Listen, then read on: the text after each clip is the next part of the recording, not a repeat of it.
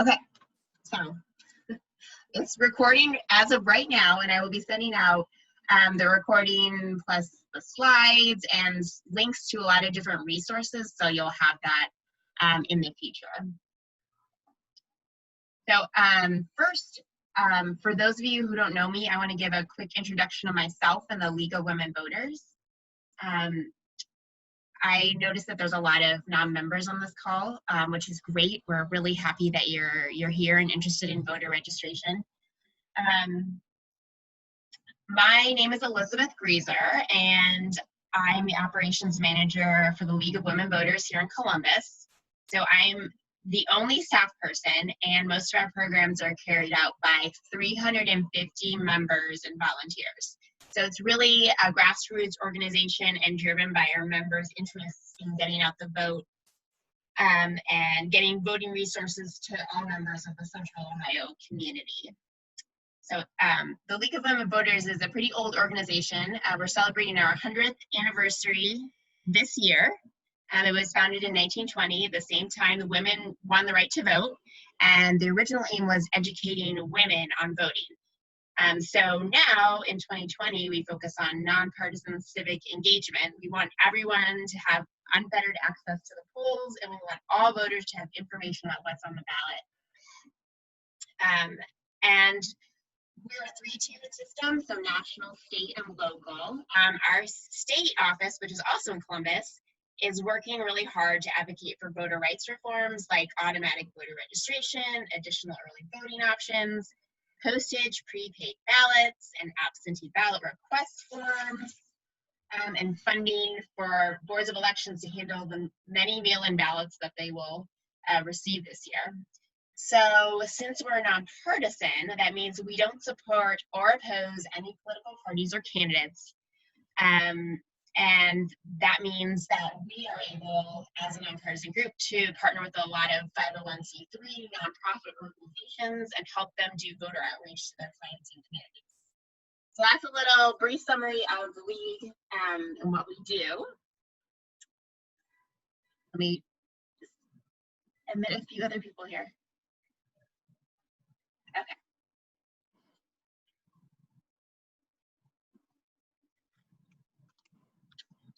Okay, so on to the nuts and bolts of voting and voter registration. The first thing to talk about is who can vote. To vote, you must be a U.S. citizen. You must be a Ohio resident 30 days by election day. You must be 18 by election day. So that means if you're 17 right now, but your birthday is in September, you can go ahead and register to vote now. Also, cannot currently be serving time for a felony. It's stopped. There's some background noise, so if everyone can mute themselves if they see they're unmuted.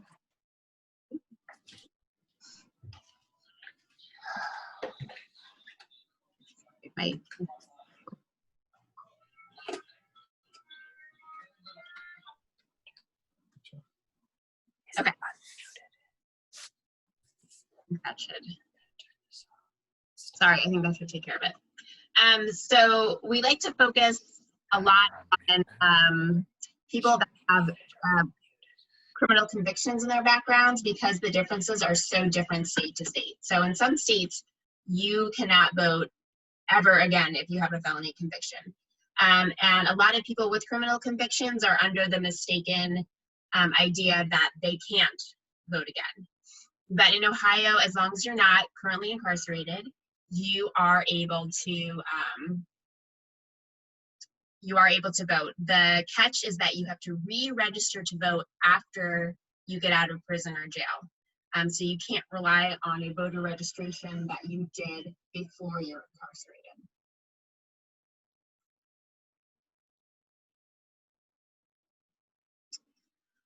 Another interesting section of the population that has a few complications when it comes to registering is college students.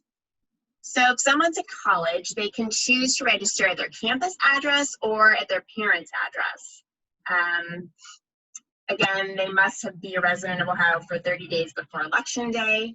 And the important thing to note is that their federal financial aid and their license on their car and their registration is not impacted by out-of-state if they choose to vote in Ohio rather than another state or county. So for example, if there's a student that goes to Ohio State and their parents live in Cuyahoga County, they can choose to register in Cuyahoga County, or they can choose to register here in Franklin County, and they can make that decision every year. So every time there's an election, they can choose to flip-flop back and forth if they wish to.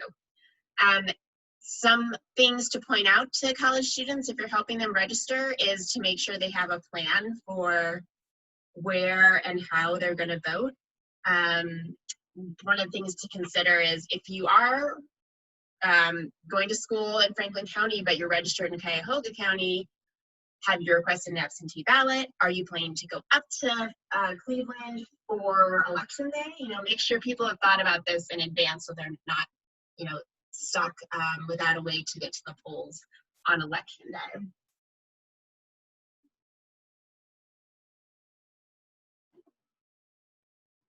Okay, so at this part of the training, I usually hand everybody out an actual voter registration application, and you can all look at it. Since we can't do that, I've had to kind of break it up into different forms so you can just see it on the PowerPoint. But the voter registration form is actually pretty simple. It's a one-page form.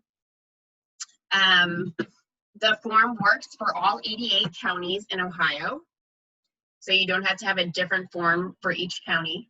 The first part of the form, and this is an area that people miss a lot, is checking the boxes in questions 1 or 2. So the first thing you do is answer if you're a US citizen, and will you be at least 18 years old on or before the next election. If you don't check these boxes, the Board of Elections can reject your application. So, you know, make sure when you're helping people fill out the form that they have completed all the boxes.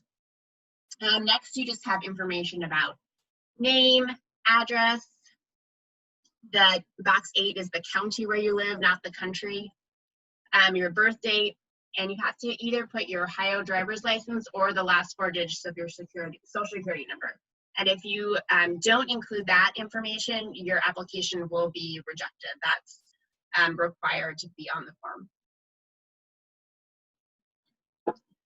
Another thing to mention about the form is that a lot of times, well, almost all the time, they're handwritten. So make sure when you're filling it out that you or the other person is writing legibly, because the poor staff at the Board of Elections, they really have a hard time going through and transcribing all of these forms into the computer, you know, trying to decipher people's handwriting. And if they can't decipher it, then they really can't process the form appropriately. So the next questions, and these are still on the same registration form, are if you are going to update your address or your name. So you can use the same form if you are registering to vote for the same time, for the first time, or if you're just updating your address, or you've gotten married or divorced or had some other legal name change.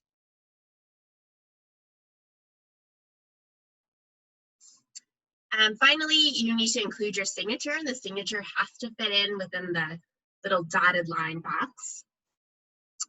And you need to put the date, and you'd be surprised how many people put their birth date in this section and not today's date. So you need to make, if you're checking things, make sure it's today's date, because of something we'll be talking about in a few slides.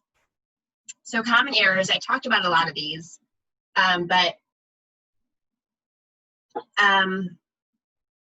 you know, I think I actually talked about most of these, but one thing we didn't touch on is that you have to register an actual address. You can't use a PO box, so you need to have an actual physical address. So if you're returning someone else's forms, they need to be returned 10 days after the registration, at least, or I'm sorry, 10 days or before the registration form is completed, or by the voter registration deadline, which is October 5th this year. And they can be mailed or they can be returned in person to the County Board of Elections office, and that's at 1700 Morse Road, or the Secretary of State's office downtown. So that's why it's important that people are listing today's date on the form and not their birth date. Because if you're turning in forms for someone else, then they don't know how long you've had that form and when it was filled out. Okay, so what happens after you turn in your voter registration form? So within 20 business days, the Board of Elections has to register you to vote and notify you about your polling location and the ID requirements for voting. So take into consideration that this is 20 business days, so that could be about a month. It depends how backed up they are. So it can take quite a while to get confirmation from the Board of Elections about the form. Okay, so we just went through all this paper form information, and I'm sure many of you are thinking, oh, well, I'm not going to be out, in person registering people and dealing with paper forms. So there's another option.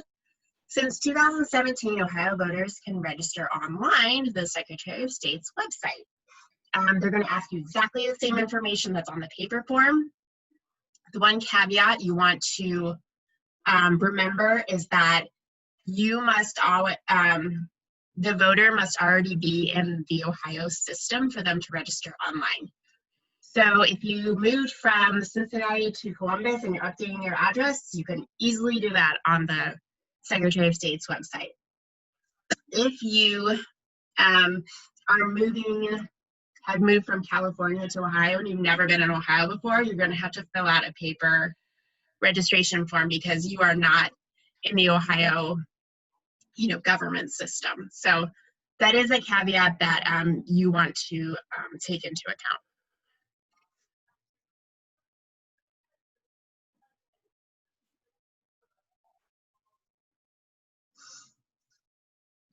So this slide is something that we use to talk about if you're going out and doing in-person voter registration in the field. So you're going to an event, or we've had some people going down to the protests downtown and registering people to vote. It's talking about whether or not you want to use paper forms or the internet to register people to vote. We usually suggest that you do paper forms when you're out in the field, just because sometimes you don't have a great internet connection. You might have to be sharing phones to get people to put their information in. It's a lot harder to talk people through when they're trying to pull it up on their phone and all that thing. So, you can do both, but we generally suggest and find that it's easier just to use paper forms if you're out doing in-person registration at a larger event. Okay. So I'm sure a lot of you are aware that in September of last year, there were 182,000 voters that were purged, that were removed from the voter rolls in Ohio. So a lot of those people were removed because they were deceased or they have moved away and they don't need to be on the voter rolls anymore. However, we also found that there were a lot of people that were removed from the rolls that were not supposed to be removed. We actually have a great example of that, in that our executive director of the Ohio League of Women Voters was removed from the rolls, even though she votes every single election.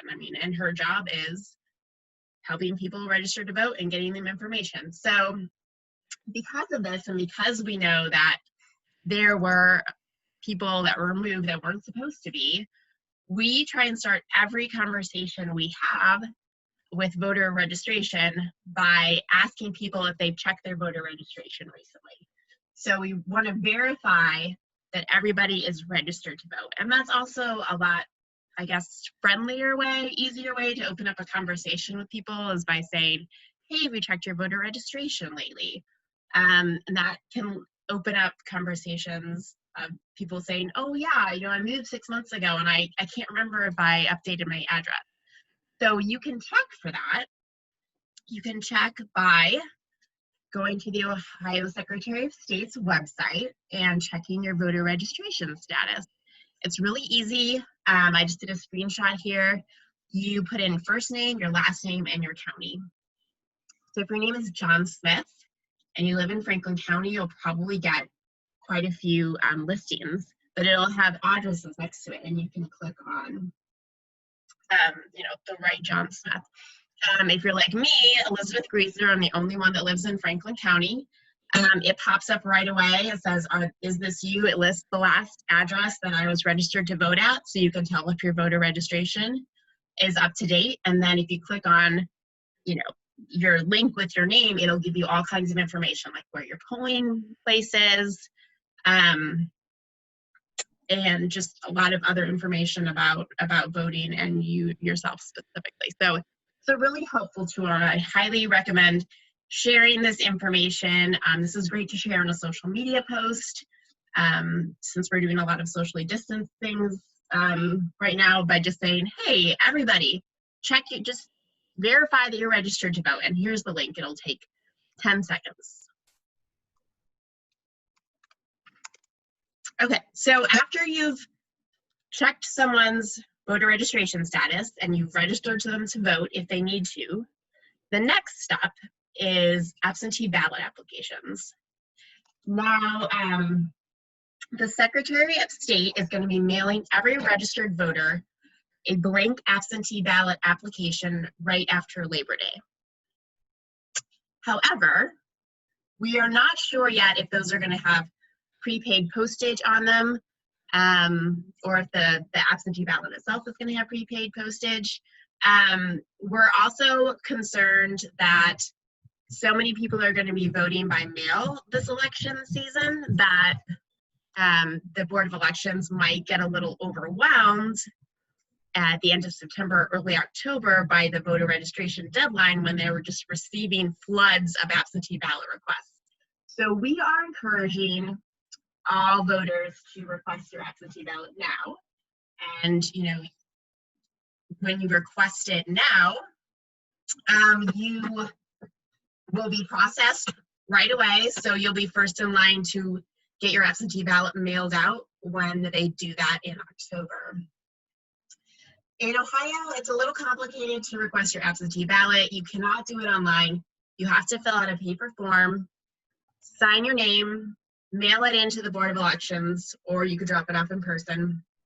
Then they will process it and mail you back an absentee ballot, which you'll fill out, and then you will mail back into the Board of Elections.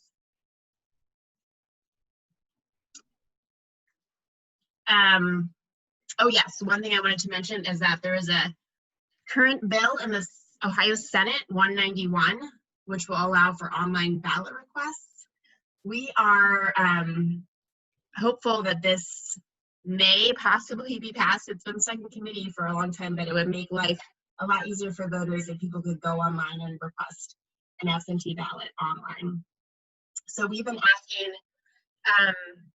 people to contact their legislators, and I'll probably send you a link for that if you're interested in contacting them and saying that you support Senate Bill 191. And this is what the absentee ballot application looks like. It's pretty straightforward, and it's, again, asking you a lot of information that was on the voter registration form. You want to make sure you check general election in section 6, and also, you know, make sure it's signed when you send it in. Another reason that you might want to send in your absentee ballot application early is that the Secretary of State just issued some directives to the local Board of Elections today, saying that if there is a noticeable problem on the absentee ballot application when it's sent in, the Board of Elections staff is required to try and contact the voter to either get them a new form that they can fill out, but basically to let them know that their absentee ballot application has a problem and seeing if they can rectify that situation. So you won't have the situation, hopefully, of voters sending in absentee ballot application requests and then never hearing what happened to it. So if you send your absentee ballot application in early and there's a mistake, then the Board of Elections can have plenty of time to contact you and kind of get that fixed. Okay. There are some people have concerns about voting by absentee ballot, voting by mail, because they feel like, you know, they're sending it off through the post office and they don't know what happens to it or when does it get to the Board of Elections, and you know what point of in the process is their application on their ballot. So Franklin County uses something called Ballot Tracks, which is an online system that helps you track the status of your absentee ballot application, and it's pretty easy to use. I used it myself for the primary election in March or April. You can sign up to get email updates or texts, and I signed up to get texts. So I filled out my absentee ballot request and I mailed it in, and the Franklin County Board of Elections texted me when they received my ballot, when they received my application, and then they texted me when they mailed out my absentee ballot. And then after I mailed back in my ballot, they texted me once they had received my ballot and they had processed it. So that, I mean, I think that's great. It kind of gives you a little more confidence and knowing that, like, yes, this is where my ballot is in the process.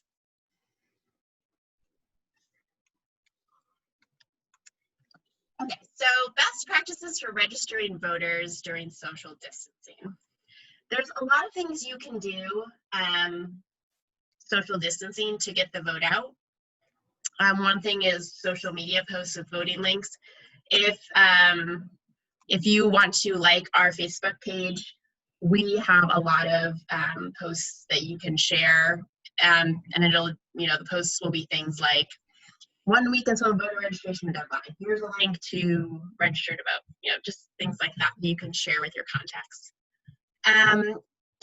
Another thing that we're really working on this year is reaching out to organizational contacts that our members have, religious organizations, different community groups, and getting them training and information about registering to vote, so that if they have direct service to their clients, they can get that information directly in the hands of the people that they work with.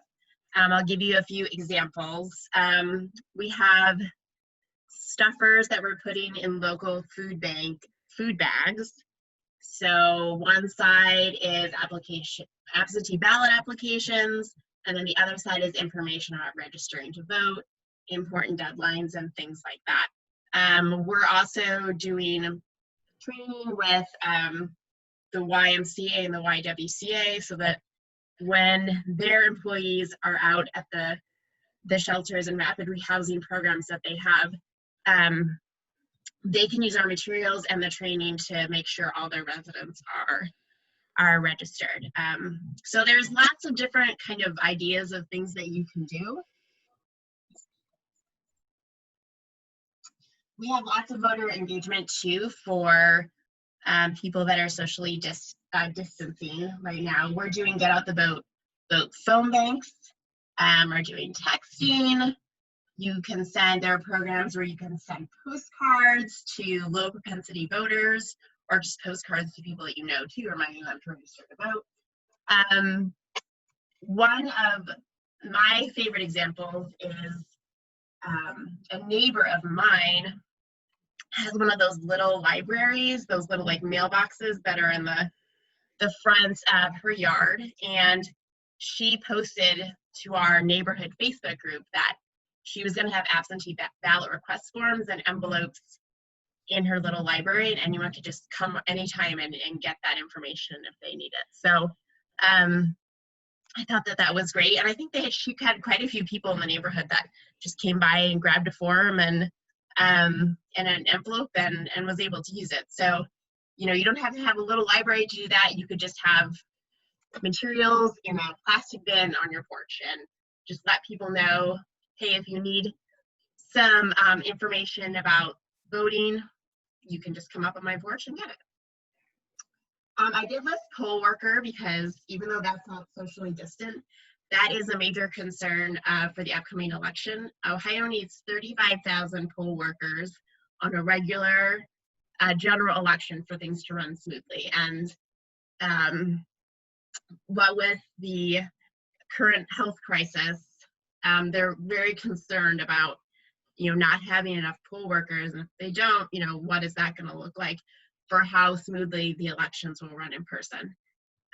So one, that's a good indication that you might want to consider voting by mail if you haven't already. And two, if you or anyone you know is interested in being a poll worker, I'm going to send out information about how you can get information about that.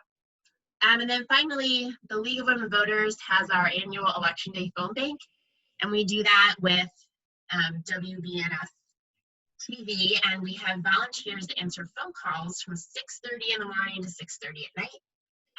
Voters call asking where their polling location is. They call asking about, you know, what does this issue on the ballot mean, or how many extra tax, you know, what's the extra tax I'm going to pay if I vote yes for this? All kinds of questions, and that's a really fun event that we do every year. So if you're on our mailing list, you can keep an eye out for that. Okay, this is slightly off topic, but I want to throw this in because civic engagement for the league also includes the census. So when we're registering people to vote, we always try and include information about the census. So after we've registered them, we say, hey, have you completed the census? And if they say no, then you can say it just takes a few minutes. You can go online, or you can call a particular number and you know, get it taken care of right away. And the census is really important because it influences road construction and highway planning, grants for transportation. It determines how much money is allocated for some education programs. And it also impacts how we're represented in the United States Congress. So we're doing a big programming on, we're really involved in the redistricting effort in Ohio, which will start next year. And so having an accurate census account is really important. Okay, back to voting. A few good get out the vote resources that are nonpartisan that I like to point out are the league, the National League has a website called Vote 411, and that's where we have our nonpartisan candidate and issue guides. So you can look up based on your address, and it will give you a candidate guide for everyone that you'll be voting for. That's not up right now. It'll be up in September because we don't yet know the complete list of everybody who's running. There's also voter information sheets we have available, which cover a lot of special situations for registering voters, which include, you know, how do you register to vote if you're homeless? How do you register, you know, what are things you need to consider if you have a felony record, if you're a new American? What do you do if you have to vote provisionally? What are the ID requirements in Ohio? So there's a numerous kind of special detailed situations that we have detailed information sheets on. And I will send you links to those as well so you can look at those. And finally, for those of you that are thinking about doing voter outreach in your community, we have voting 1-2-3 cards, and these are our main hard copy material that's general, and we give out to as many people as you possibly can. And this is what it looks like. It's a front and back kind of postcard size material, and it has election dates, early voting options, links for voter resources, how to register to vote, the different options for voting, and ID requirements. So if you're interested in getting some copies of these, I will include that in my follow-up email, and we can arrange to get you a small stack of these as well. So some ending notes, and I know there's a lot in the chat, but I'm not very good at like presenting and also reading the chat. So once we're done, I'll try and go through that and see if I can answer questions. I've been trying to type in some answers, so if I haven't gotten to great, thank you, Mary. Thank you. Because I see it flashing and I'm like, oh, I can't talk and answer these at the same time. Some voters will ask you when they register, or they'll say, I want to re-register to vote because I want to change my political party affiliation. That is not something that we can do for the general election.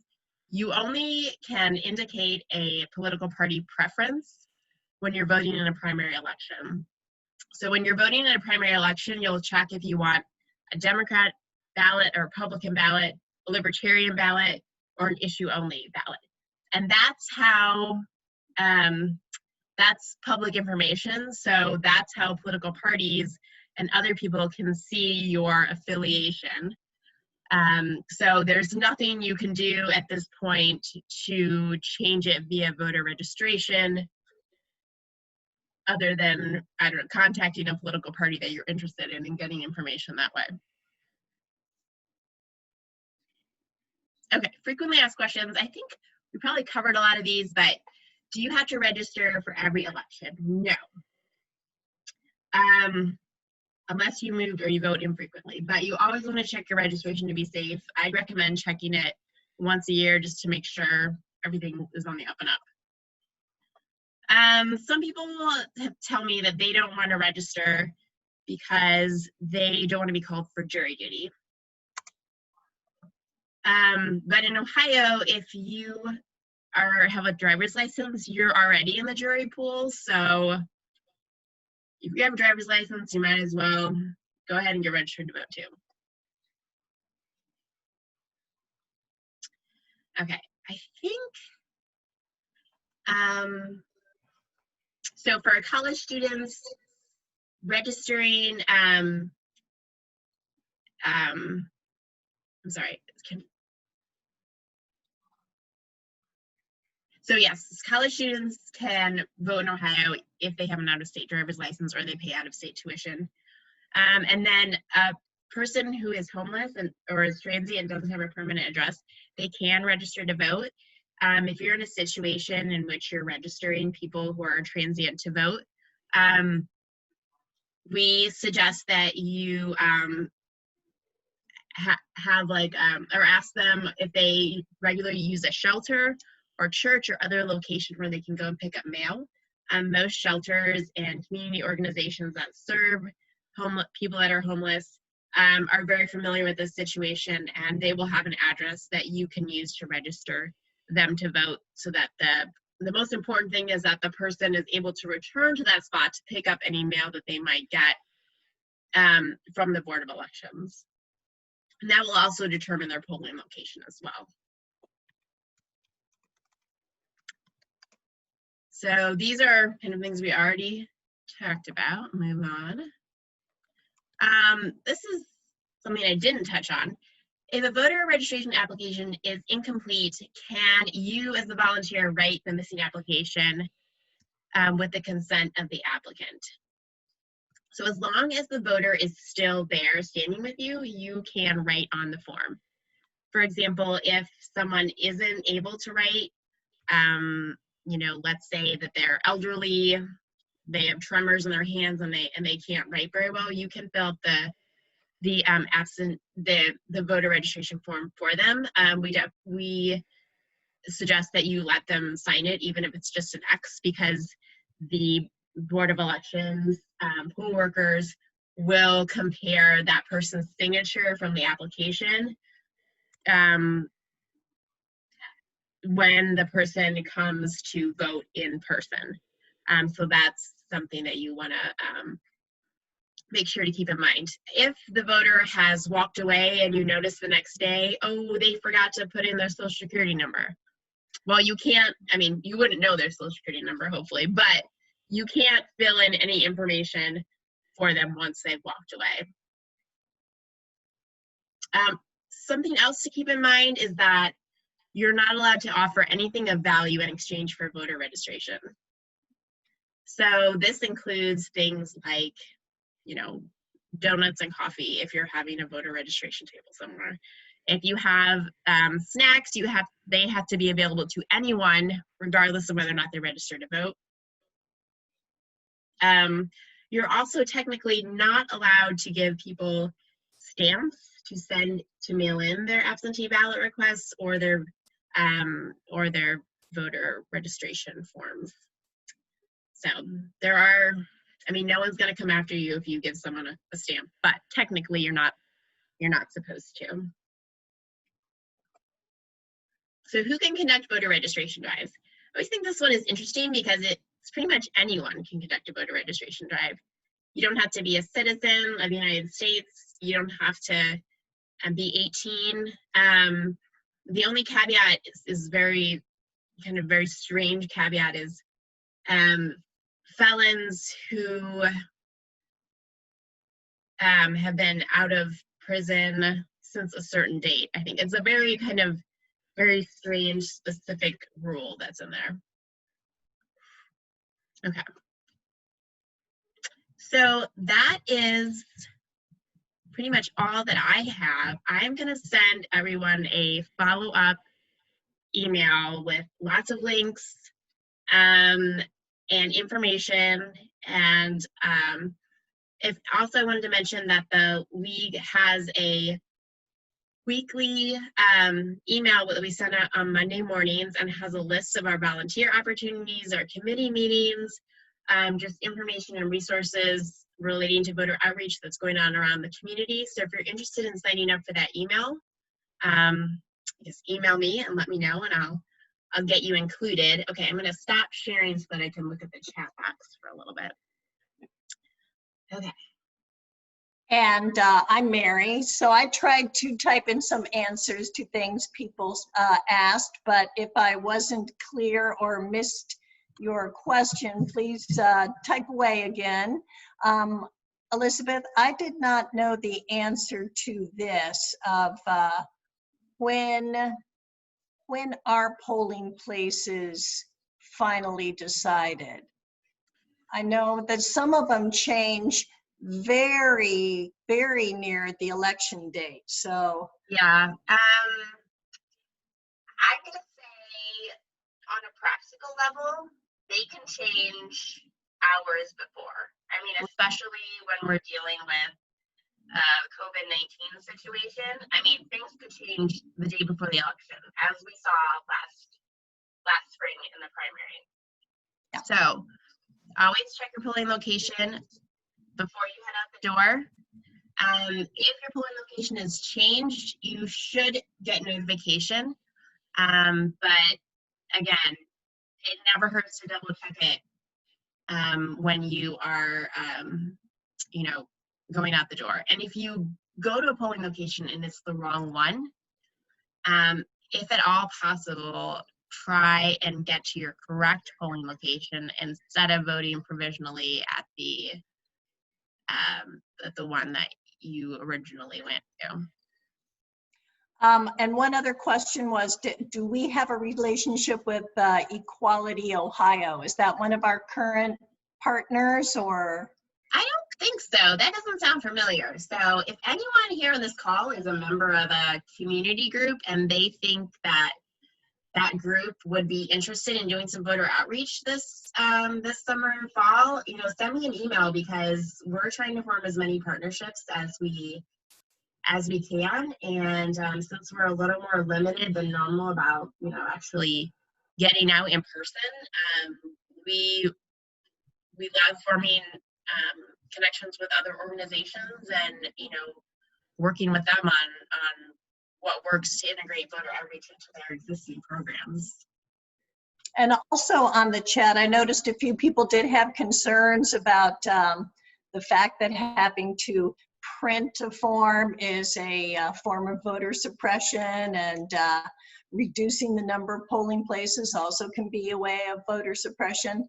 We are fortunate that we live in Columbus, where the League of Women Voters of Ohio is, because the League of Women Voters of Ohio is very, very active in working on issues at the State House and making the bigger voice heard. So make sure you follow the League of Women Voters of Ohio on Facebook, because they'll be sending out action alerts and may have a webinar on one of these bigger issues that you might be interested in. Yes, so a great example is maybe about a month ago, there was a House bill that was introduced, and it was going to cut out the last weekend of early voting in person, and it was also going to make the deadline for requesting your absentee ballot, it was going to push it up to like 10 days before the election, and right now the deadline's I think like 3 days before the election. So you know, things like that just like pop up out of nowhere. And luckily we have our state office is watching for that, and they did a big campaign getting people to call their representatives and say, hey, we don't want this. We need to have more early voting hours. We need to have more polling locations, you know. So that type of stuff is really important. And I will also include information about how to sign up for the Ohio League of Women Voters action alerts so that you can get information if legislation like this happens. And I wish I could say, oh, this is exactly how things will go on election day and for early voting, but unfortunately we don't know the exact details right now because things are shifting very quickly. Right now it's still planned to have the regular early voting hours and then in-person voting on election day. But as we've seen with the primary, that could change, in which at the last minute it's decided that there is no in-person voting on election day and everything moves to absentee ballots. So I feel like I'm repeating this like 50 times, but if you're nervous about that, request an absentee ballot now. And there was a question in the chat about how do we conduct postcard parties. That's not really anything that the League of Women Voters of Metro Columbus has done. I know a lot of other groups have, but that's not anything that the League of Women Voters has done. So that's not something that we do of supplying postcards. Yeah, so we don't supply postcards, but we, I know of a couple, and they're more national nonpartisan organization and they are doing letter writing campaigns. So if someone's interested in that, I can forward them information. But the League of Women Voters, our local organization here, is hosting phone banks to do get out the vote, and we can either do it so we have, you know, just regular phone banks that are open to any volunteers that want to come on, and we do a Zoom call where we go over how the program works and what the script's like, and then we do a little bit of calling, and then we come on for a debrief. But we also can do phone banks for organizations. So for example, the YWA is organizing one with us, and we're going to do the same thing, but the volunteers are just going to be all YMCA employees. So that can work if you have a community group or a company that wants to do a little bit of civic outreach and do it from your own home. And Elizabeth, just to say it again, Elizabeth is our one and only wizard of all forms, all paperwork, all emails that come from League of Women Voters of Columbus. So if you need a form, you want to know how to get those Vote 1, 2, 3 cards, that every Monday email comes from her email address. So you can just use that and get with Elizabeth, and she can get you little batches of forms and all those Vote 1, 2, 3 cards. Yes, thank you, Mary. And if it's not me that's in charge of it, I will send you to the person who is in charge. So I saw, can we supply voter registration cards and absentee ballot applications? We can. So I've been doing little packs for people, and they'll be the voting 1, 2, 3 cards, absentee ballot applications, and voter registration cards. And if you know you're targeting, for example, persons that have disabilities, then, and you want like an info sheet on that, you know, we can include extra information. Yes, so we're available to help with whatever kind of nonpartisan voter outreach you all are interested in. And I hope this was helpful. And if you have future questions that come up, feel free to contact me. And I'll probably actually have another voter registration training next month because we had so many people that were interested in doing it. So, okay, any last minute questions? Okay, well, thank you, Mary, for helping me with the admin. And thank you everyone else for taking the time to sign on. I will send out information to everyone tomorrow. Enjoy your evening.